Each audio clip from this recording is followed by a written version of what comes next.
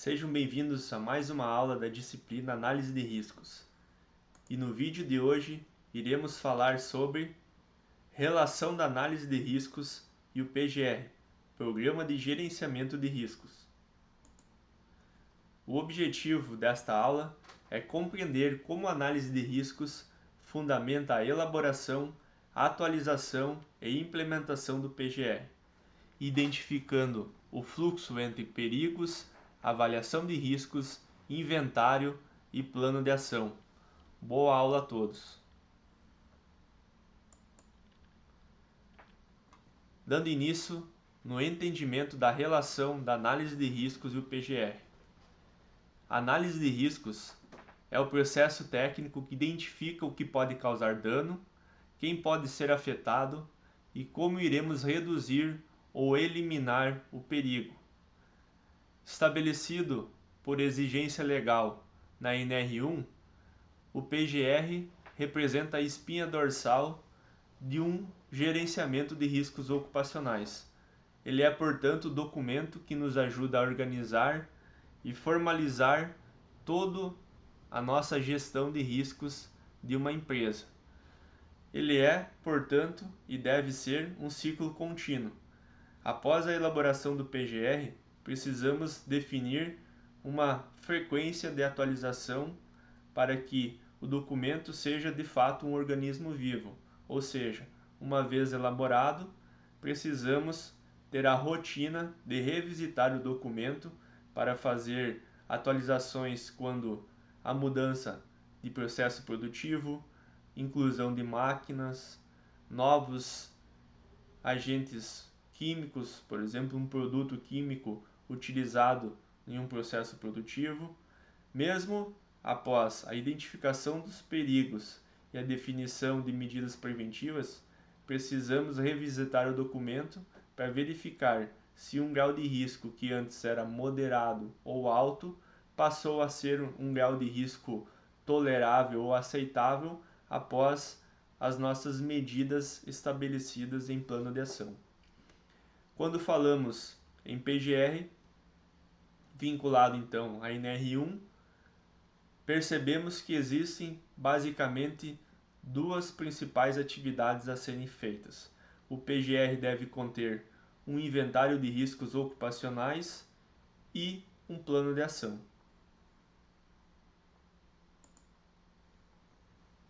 Se formos desdobrar o item inventário de riscos, podemos classificar ele em 6 critérios.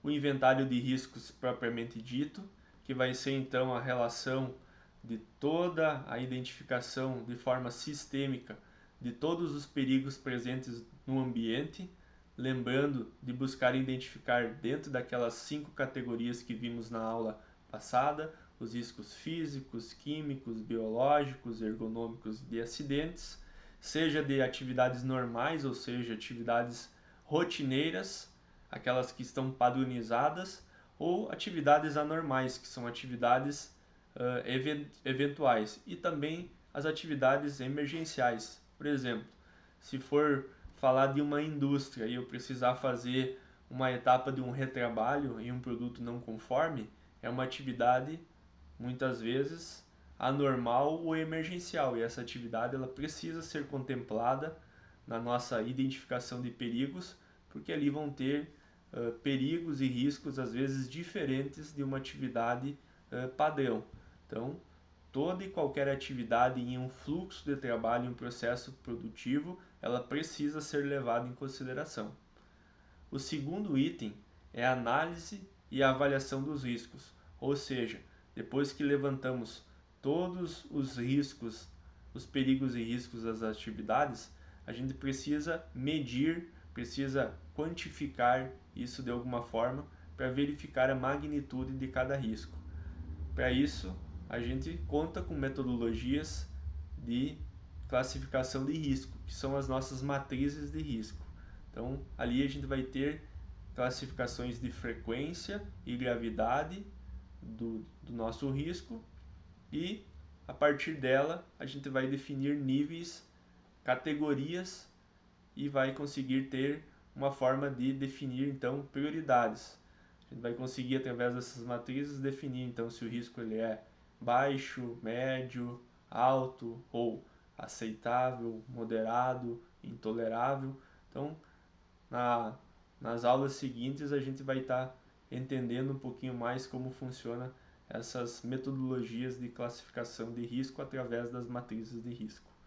O outro item, então, é a elaboração de medidas de prevenção e controle através de um plano de ação. Então, sabendo a relação de todos os riscos, definindo a magnitude, está na hora de a gente definir ações, seja corretivas ou preventivas, para neutralizar, reduzir ou eliminar os riscos mapeados. Uma vez tendo um plano de ação estruturado com o que vai ser feito, quem vai fazer e até quando vai fazer, a gente precisa monitorar e garantir que as medidas descritas no plano de ação ocorram. Após a implementação das ações, a gente precisa monitorar através de novas avaliações quantitativas e qualitativas, a fim de verificar a eficácia do nosso plano de ação e de tudo aquilo que foi definido. O próximo passo é o treinamento. Então, todos os colaboradores de uma empresa ou de um determinado ambiente de trabalho precisam conhecer, então, os riscos específicos de cada atividade deles, a magnitude, então, desse risco e o que foi feito, então, para tornar o ambiente deles um ambiente aceitável a nível de acidentes e doenças. E, por fim, como citado anteriormente, é manter todos os documentos do PGR, seja o inventário de risco, seja o plano de ação, atualizados. Eu, por boa prática, costumo fazer uma revisão anual e uma atualização sempre que há necessidade.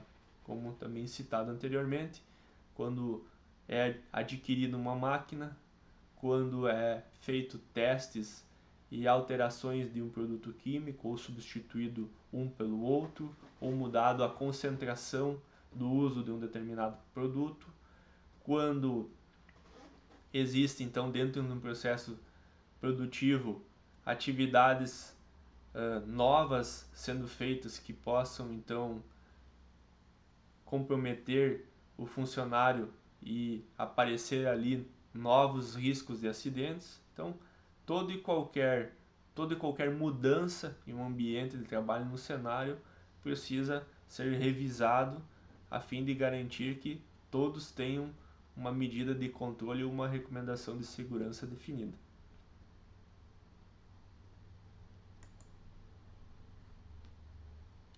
No item Saiba Mais, trago então uma definição conceitual do que é o inventário de riscos ocupacionais.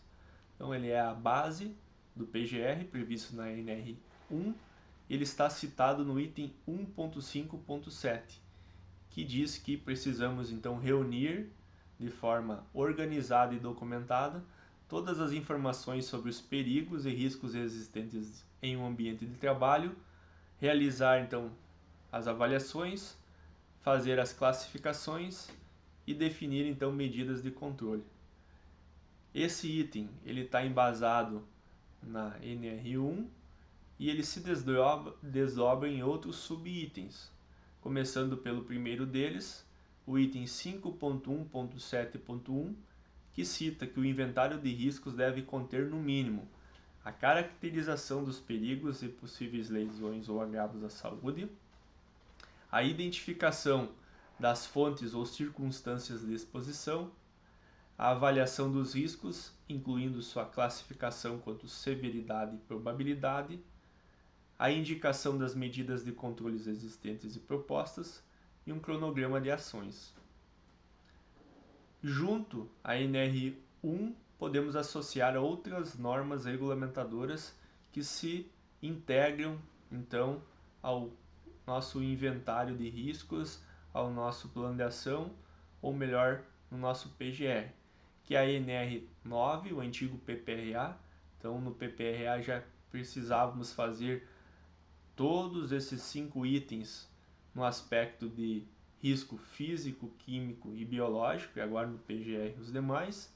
O PCMSO, que trabalha em conjunto com o PGR, fazendo esse cruzamento entre o risco e a definição então de exames médicos e programas relacionados à saúde ocupacional. E, por fim, podemos citar a NR4 com a composição do SESMIT. Então, quanto mais riscos, onde o grau de risco da empresa ele é maior, uma empresa com mais funcionários expostos a riscos, o dimensionamento do SESMIT e a necessidade de mais técnicos em segurança, da necessidade de enfermeiros, médicos, engenheiros de segurança, são definidos a partir dessa composição dos riscos. E a CIPA, que acaba então utilizando das informações descritas no PGR para conseguir dar a sua contribuição, né, em sua gestão, criando então campanhas, fazendo auditorias, identificando então e mapeando os riscos, conferindo se aquilo que foi definido em plano de ação está então acontecendo. Então a CIPA tenta trabalhar de forma atuante em cima das informações que são apontadas no PGR.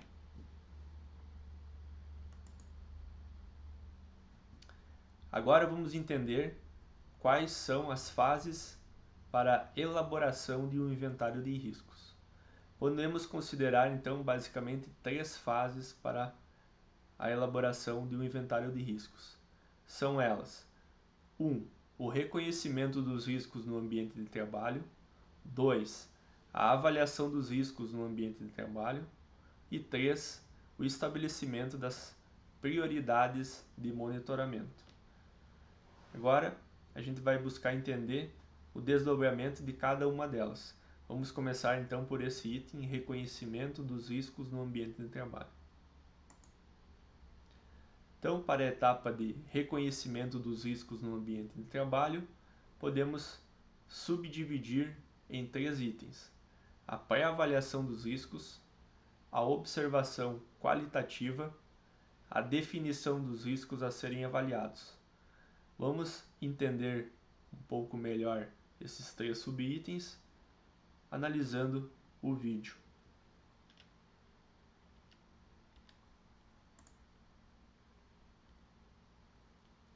Bom, aqui é um ambiente de trabalho que vocês podem encontrar ou até mesmo estar atuando. Então, estamos falando de uma indústria, de uma metalúrgica de pequeno porte.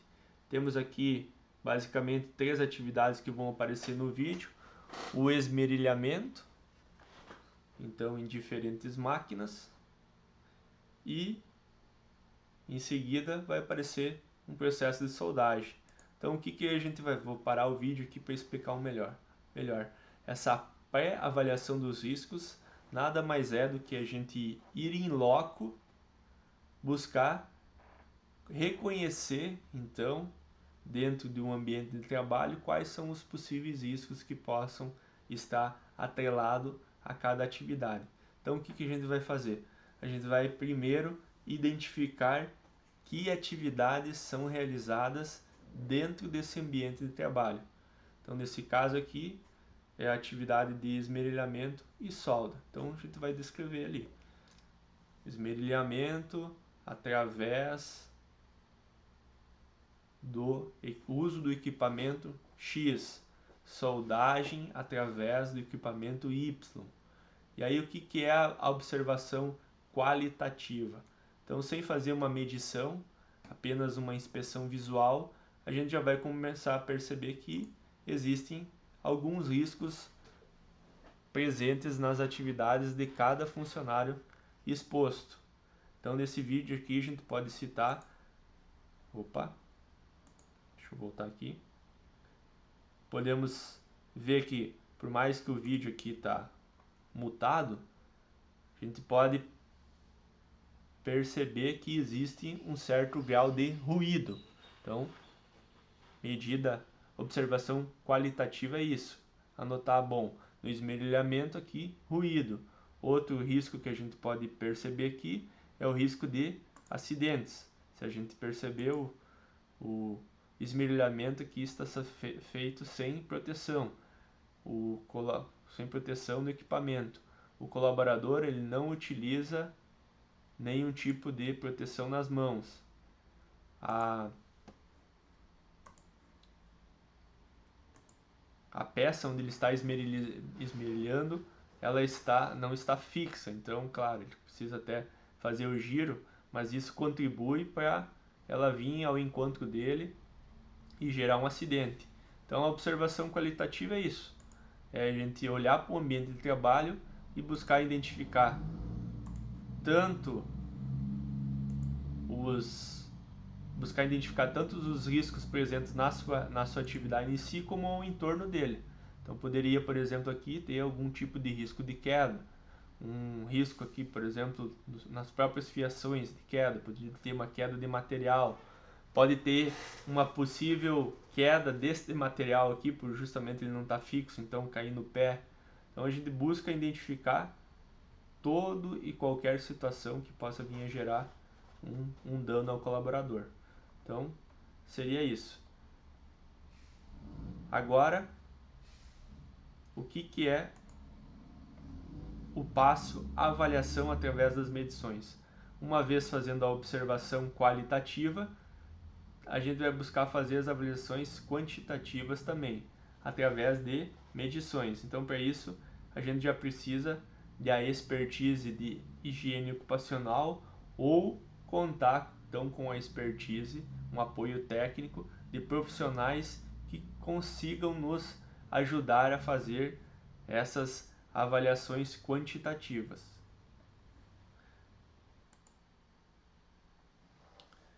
E onde nós vamos nos basear para buscar informação das nossas medidas mínimas e máximas aceitáveis quando for fazermos as avaliações quantitativas. Vai ser através dos itens descritos na NR15 e nas nossas NHO.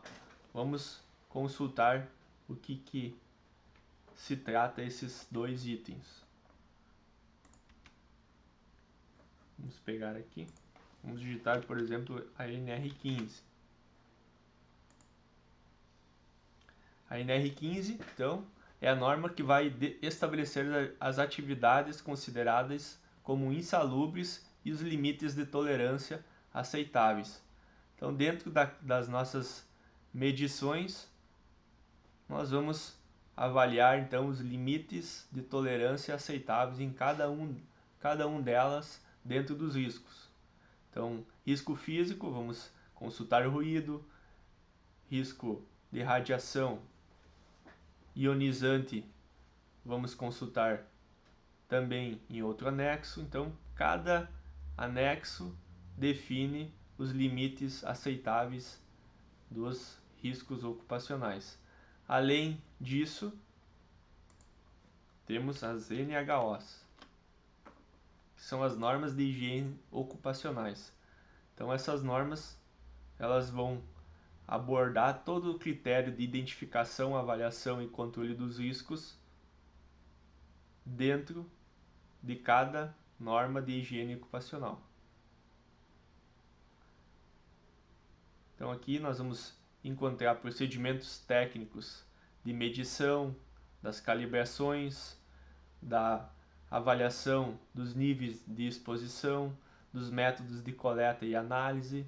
Então, essas normas aqui vão complementar a nossa avaliação quantitativa em relação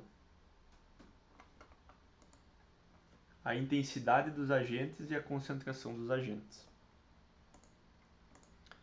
O próximo item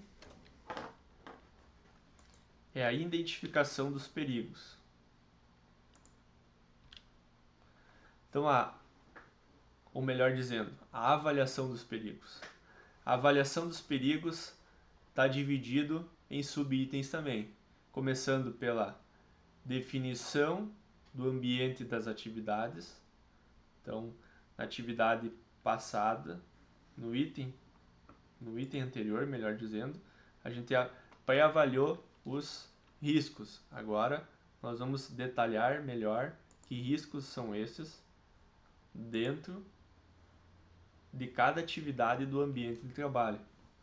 A partir dessa definição das atividades dentro do ambiente, nós vamos identificar a fonte geradora e o meio de propagação do risco, o tipo de exposição, os efeitos na saúde e na integridade física do trabalhador, a probabilidade do evento perigoso acontecer, a gravidade do evento, os meios de prevenção existentes e os meios de prevenção recomendados.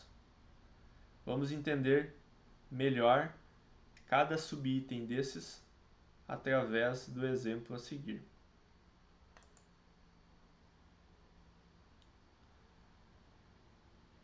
Aqui, então, temos o último critério do inventário de riscos, que vai ser o registro dos dados e a documentação. Então, o registro dos dados nada mais é do que colocar, imputar as informações e fazer isso através então da informação documentada. Vamos esclarecer um pouquinho cada um desses itens agora.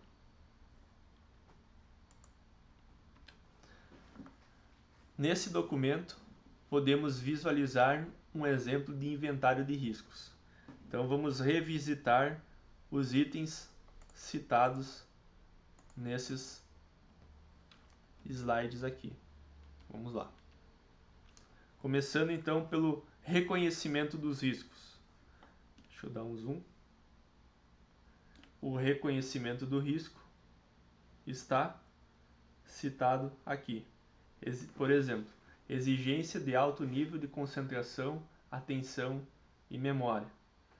Então podemos ver que esse inventário de riscos aqui ele está subdividido pelos tipos de risco, começando pelo amarelo, risco ergonômico. Em seguida vem o risco azul, aqui o tipo de risco de acidentes, classificado pela cor azul. Então, o documento, como vocês podem ver, ele é mais páginas. Aqui a gente está utilizando uma página como exemplo. Então, vamos começar lá pelo primeiro item, reconhecimento de riscos. Está citado aqui no campo agente de riscos. Outro item que nós vimos lá é a fonte geradora. Então, aqui está a fonte geradora. Então, a exigência de alto nível de concentração, atenção e memória é gerado no ambiente de trabalho através da atividade então intelectual do funcionário que tem a função almoxarife dentro então do ambiente de trabalho, apoio, então ele é um apoio técnico à obra. Vamos pegar um outro exemplo aqui, agente físico, ou melhor, o reconhecimento do risco através então do agente de risco acidentes é queda e tropeço. A fonte geradora, então quedas e tropeços podem ocasionar através de buracos abertos e sem proteção. Então, vamos para o próximo item. Meio de propagação. Quando estava escrito meio de propagação, conseguimos perceber que aqui também foi citado. Então, o meio de propagação aqui é, nesse exemplo, através os agentes se propagam através então das atividades desenvolvidas com a trajetória na mente, ou seja, que poderia estar escrito um pouquinho melhor a redação, mas nada mais é do que aquelas atividades que utilizam então do âmbito cognitivo para desempenhar a função. Aqui na outra, meio de propagação, então onde a queda e tropeço proveniente de buracos abertos e sem proteção é propagada. Então aqui ele considerou no ambiente de trabalho como um todo, né? Vamos para o próximo item, tipo de exposição. Então o tipo de exposição ele está citado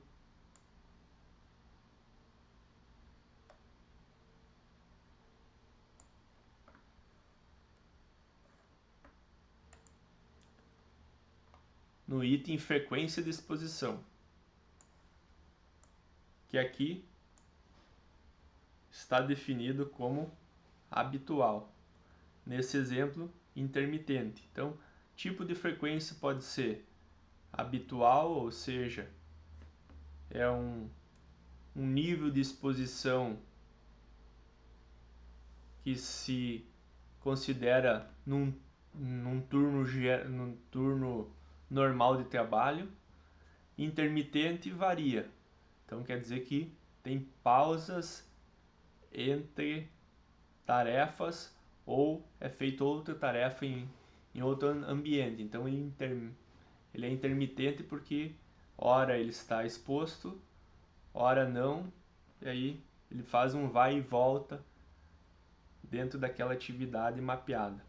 E aqui tem ainda ocasional, que esporadicamente ele é exposto àquele risco. Então, quando citamos o tipo de exposição, é através então da frequência dessa exposição. Outro item, lesões ou agravos à saúde. Então, nesse caso aqui, foi citado aqui, lesões ou agravo à saúde, do mesmo jeito que estava escrito lá. Então, nesse caso aqui, lesões, fraturas de membros. Então, o agente de risco, queda e tropeço, gera então lesões e fratura de membros.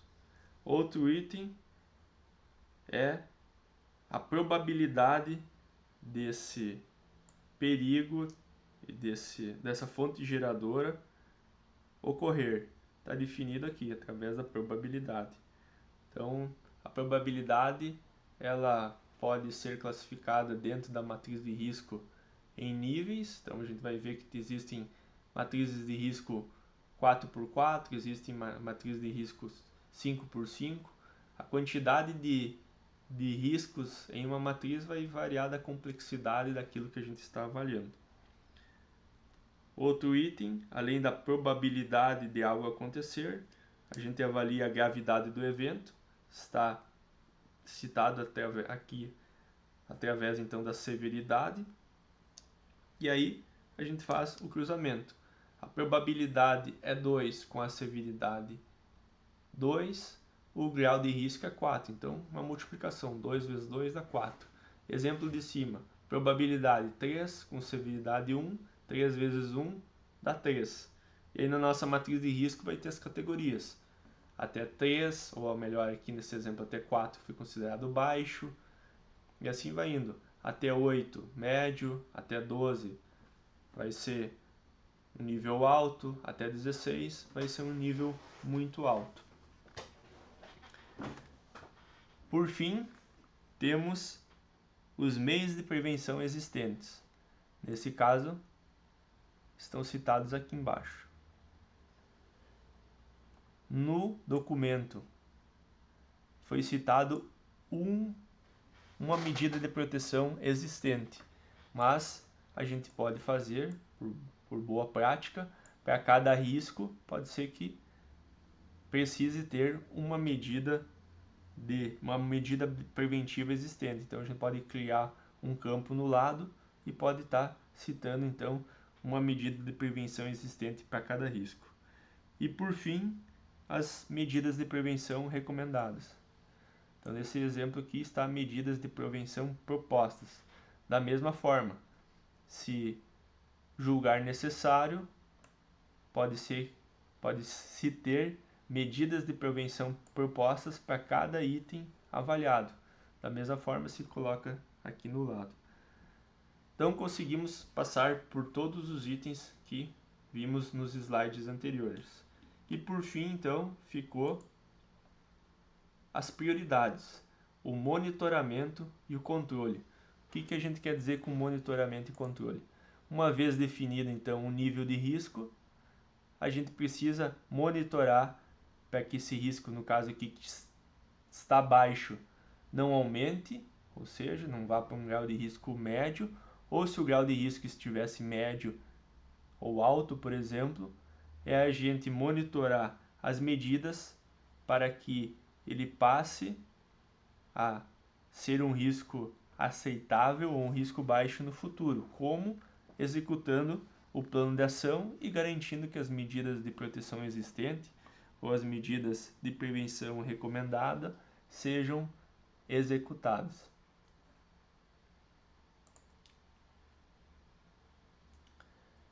Vou deixar como material adicional um vídeo que demonstra o preenchimento de um inventário de Isso aqui riscos. só pede pro... Então aqui, vou parar o vídeo. Se a gente quiser entender um pouquinho mais no detalhe, cada item, cada célula aqui nesse documento, como é feito o preenchimento, o vídeo vai estar à disposição para que a gente entenda como é feito um inventário de riscos na prática.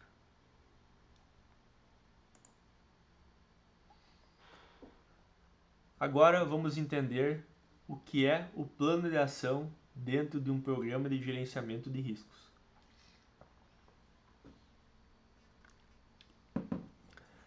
O plano de ação ele tem por boa prática o uso da ferramenta 5W2H. E o que é a ferramenta 5W2H? É uma ferramenta então que vai transformar as ações práticas em um plano de ação. Como? Através de 5 letras que começam com... de 5 palavras, melhor dizendo, que começam com a letra W e 2 palavras que começam com a letra H. Então vamos entender o que é cada uma dessas palavras. Começando pelas 5W. 5W de what, why, where, when e who. Ou seja, what, o que será feito, why, por que será feito, where, onde será feito, when, quando será feito, who, quem fará, ou no caso aqui, por quem será feito. E por fim, 2H, how, como será feito, e how much, quanto custa. Então, como é que a gente organiza essas 5 palavras? A gente vai ali e vai descrever what, no caso aqui, não está necessariamente na mesma ordem que foi escrito, mas estão todas as palavras. Ó. What, when, ou melhor, what, who, when, where, why, how much. E aí, nesse exemplo aqui ainda, foi colocado um campo status para auxiliar o monitoramento das ações, que pode ser que o status não iniciado, em andamento, concluído, atrasado. Então vocês podem ver, o plano de ação, também conhecido na ferramenta do 5W2H, ele traz aqui o significado de cada uma das letras, mas vocês podem adaptar o documento à realidade de vocês. Eu, por hábito, ainda costumo incluir mais uma coluna, que é a observação. Então, por exemplo, se eu preciso replanejar uma data, eu acabo colocando ali que foi replanejado. Se eu precisei incluir novos responsáveis para ajudar no cumprimento daquela ação, fica no campo observação. Então aqui é para que vocês tenham então uma referência de uma ferramenta de plano de ação que pode ajudar vocês no dia a dia. Agora vamos entender um pouco mais no detalhe o que são cada um daqueles itens dentro da realidade PGR. Então vamos começar pelo ato. O que será feito? O que é o ato que será feito? Nada mais é do que a gente descrever a ação que precisa fazer para então reduzir o risco após feito então as medições e as avaliações quantitativas. Então vamos dar como exemplo. Se no caso, em uma prensa hidráulica, eu verifico que não há nenhuma proteção e aí eu preciso então preciso instalar essa proteção. O ato que será feito seria então instalar guarda de proteção na prensa hidráulica. Outra ação, mais administrativa, verifiquei que não tem uma inspeção de segurança a caráter preventivo. Então, o ato que será feito, implementar checklist da empilhadeira. Como dica, eu sempre trago, busque ser o mais específico e mensurável possível. Por quê? Para não deixar livre, não deixar solto. Se nós tivéssemos uma grande quantidade de máquinas sem proteção em uma empresa, não coloque instalar proteções nas máquinas, porque depois a gente não vai saber que máquinas são, que tipos de proteção são essas. Da mesma forma, implementar checklist de segurança, mas checklist do que? De inspeção de extintores, no caso aqui de inspeção de empilhadeiras. Então busquem sempre ser o mais específico possível quando for detalhar uma ação no campo what, o que será feito.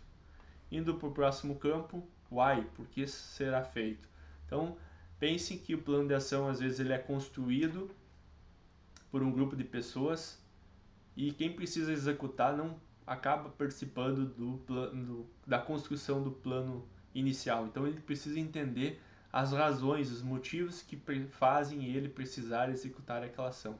Por isso da importância de saber o porquê das coisas, o porquê vai ser feito, porque há necessidade de fazer algo. Então nesse caso, o why tem o objetivo então de explicar o motivo de uma ação. Vamos olhar o exemplo aqui. Então, no caso aqui, aqui até tem um vínculo com esse primeiro exemplo. What? Instalar a guarda de proteção. Para quê? Para reduzir o risco de esmagamento identificado na avaliação de riscos da NR12.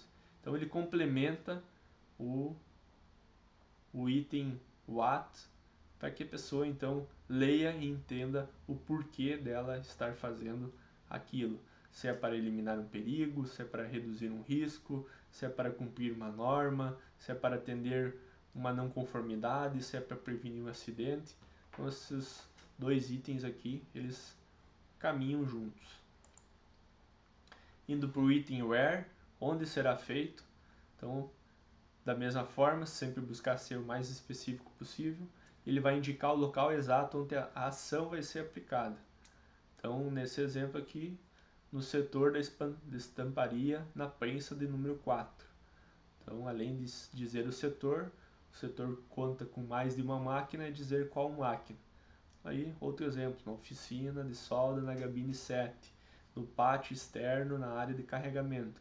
Então, também, reforço, mais específico possível. Pode ser que existisse mais de um pátio externo. Então, está citando que é no de carregamento de carga. O item when, quando será feito. Então, para que as coisas saiam do papel, ela precisa ter prazo. Então, é nesse item que a gente define o prazo em que algo vai ser feito, para que a gente possa ter, então, um critério de priorização. E aí, esse critério de priorização, ele leva em consideração a criticidade, se é fácil ou não de fazer, e os recursos disponíveis. Então, aqui também precisamos sempre tentar criar um prazo realístico. Então, vamos colocar um prazo onde envolve muito dinheiro, a gente sabe que às vezes a ação não vai sair de um dia para o outro. Então, buscar sempre ser realístico na hora de definir prazos.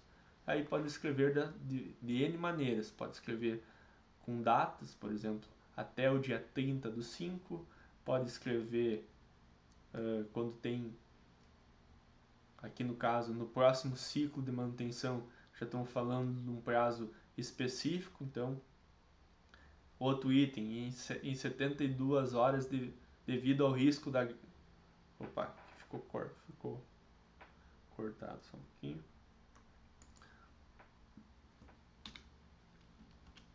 Em 72 horas devido ao risco grave, então ali já está até complementando, dando relevância à importância de ter um prazo mais apertado. Então eu geralmente costumo botar como primeiro exemplo. Então, fazer tal coisa até tal data. Who, quem será feito? Aqui a gente vai citar então o responsável pela execução da atividade. Então, da mesma forma, nunca deixe em genérico. Ah, vai ser a manutenção. Ah, vai ser o pessoal lá da engenharia. Não. Quem da manutenção, quem da engenharia vai fazer.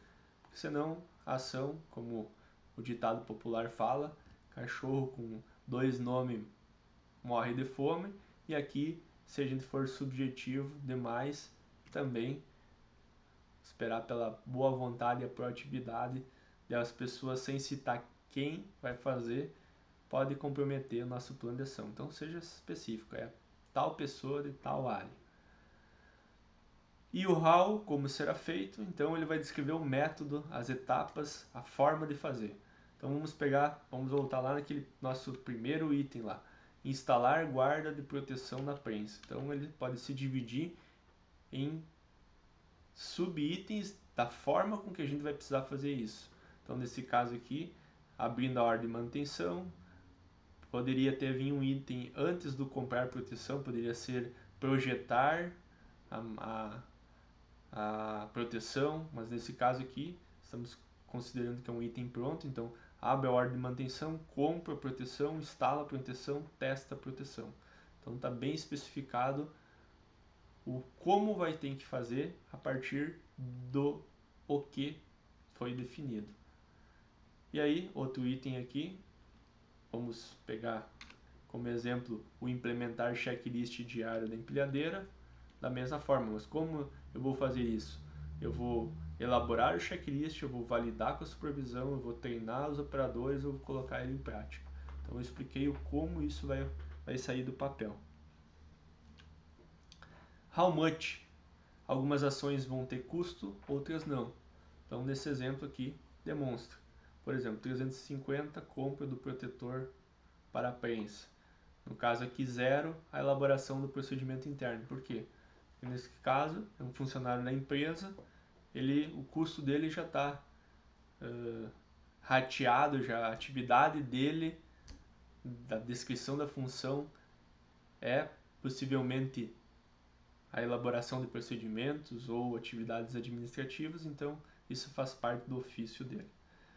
Aqui então, por fim, conseguimos ver um exemplo único passando em cada um dos itens. Então vamos lá. O que? Instalar proteção móvel intertravada na prensa. Por quê? Para reduzir o risco grave de amputação identificado na análise NR12, onde no setor de estamparia na prensa 3. Quando? Até o dia 15/4. Quem vai fazer? O José do Departamento da Manutenção com o suporte do Flávio da Engenharia. Como? Através da compra do dispositivo, instalação, teste de funcionamento e treinamento dos operadores. E quanto vai custar? 2.800. Então, conseguimos ver um plano de ação de uma ação sendo definida. E aqui temos um exemplo de como é o documento preenchido.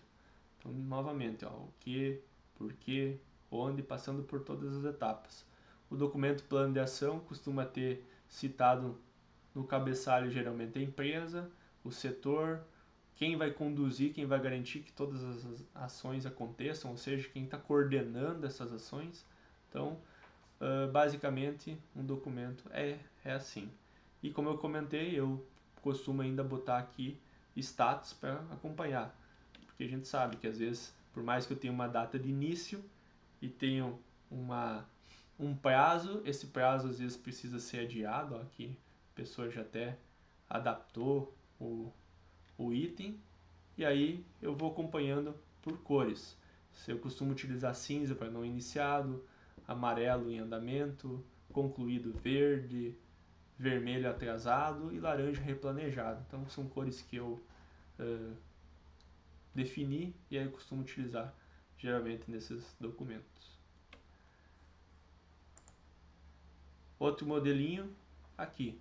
Aqui já está um modelo mais técnico voltado ao PGR mesmo, onde já apareceu, ele traz aqui o perigo então que foi identificado, a descrição, o histórico do risco para demonstrar a relevância de fazer aquilo, o que então é a ação, aí já começa a definir os outros itens do 5W2H, o RU aqui, o responsável, enfim. Aqui ele já adaptou o plano de ação para conseguir fazer o monitoramento, se aquela ação após a conclusão ele foi eficaz ou não, o prazo aqui, então data de início e fim. Então um documento já que envolve o aspecto técnico do PGR dentro do plano de ação para facilitar estar tudo concentrado em um documento só. Aqui outro exemplo, então como vale a pena reforçar, melhor dizendo, o 5W2H é uma ferramenta de plano de ação. Agora o plano de ação pode ter diversas formas. Aqui já estamos vendo outro exemplo.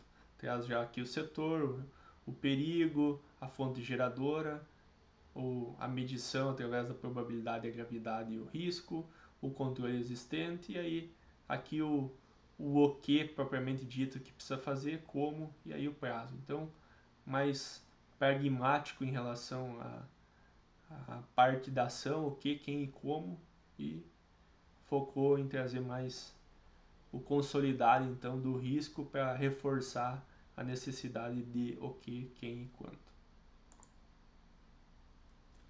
Da mesma forma, tem um vídeo aqui que eu vou deixar disponível no material para ajudar vocês